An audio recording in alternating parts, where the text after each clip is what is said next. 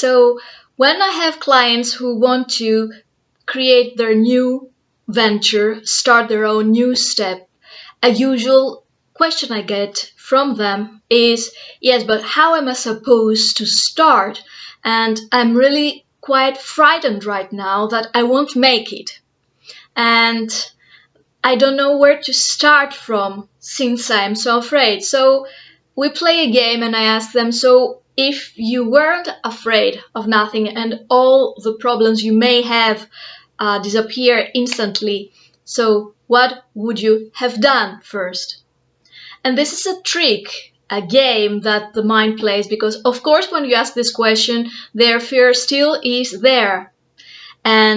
But they put themselves into the role of the person who is not afraid anymore.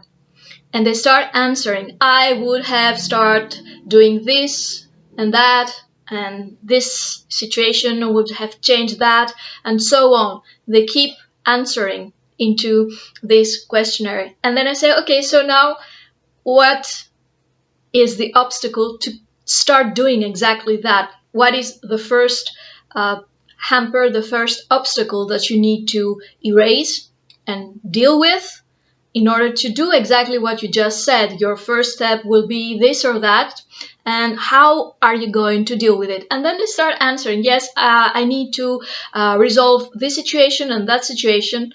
And then they realize that actually what they're afraid of, it's inside their mindset. It is probably most of the times an idea. What am I afraid of most of the times is not an objective situation that creates the condition of fear, but is I'm afraid of not being, for example, able to achieve, and what will happen? Will I be able to deal with the whole situation if there is a mess, or there is an unexpected difficulty, or things don't go the way I have imagined them to go? And of course, we know that we will not be able to predict our future, and it is clearly not a good idea to set our goals based on expectations, but based on plans that they are able to change when situations change as well, in order to be adaptive to new unforeseen situations. But it is very, very important to know that many times into our behavior while we set our professional life, there are a lot of untold fears, maybe subconscious we can say, and that's how we work with them with this role play, and we write them down in order to expose them, that actually are there without having any tangible reason. And we need to identify them. We need to see them and realize that, yes, sometimes I'm afraid, but maybe I am afraid because of something I was listening often when I was a kid, that money, for example, arrive with a difficulty, and it's difficult to raise money, and once you lose money, then you are lost. And it's difficult for someone to set up a business. And maybe you have heard as a child, for example, the story of failure of a long lost uncle of yours, and how disagreeable that has been, and everyone in the family was always remembering his sad story on Sunday lunches. And maybe you have written that into your subconscious, and you thought that, gee, if I even start doing something about setting my own business or boosting my career, I will probably end up like Uncle Bob, and that will be a disaster for me as well.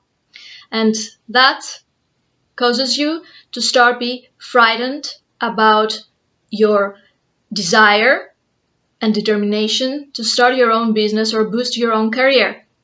So we need to take that out. We need to see it. We need to find out what are the fears that actually are based on a mindset and not on reality.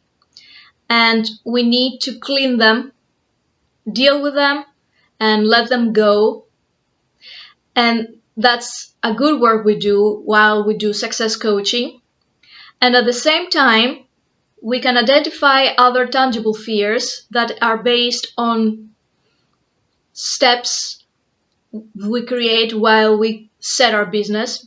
There is always the fear of failure, and we deal with that because we know how to deal with failure, and we know that we need the smartest way to deal with failure is to embrace it, because actually it's not a failure, it's probably sometimes a very expensive investment, but if we deal with it correctly, it's a good investment in the long run. So think about what frightens you, and sometimes it's not easy to find it on your own, so you need to ask someone to help you, an expert to do that. Success coaches do that, for example, and you see what are your potential fears that probably actually they block you from naturally moving forward to your success, and they actually boycott your own ability to create the logical steps of your business setup. We clear all that out, and you are able to work better with your goals, and you are able to deal with the good amount of fears without feeling fearsome every single moment that you're working with your business. Because the other thing is that while we're setting our own business that we really like and we really love and it really excites us to do it and drives us, it is really necessary to have an emotion of happiness, of pleasure. I'm doing something I like. I can spend hours doing it. So if we are full with fear of this or that they are just into our subconscious, it's not going to be helpful, and actually it's not going to provide us with the well-being we want to have, because even if we set our business, this is a part of our life, and it is really, really important that we live it well. Okay, so ask your success coach to deal with your fears, and think about what would you have done differently if you weren't afraid of anything.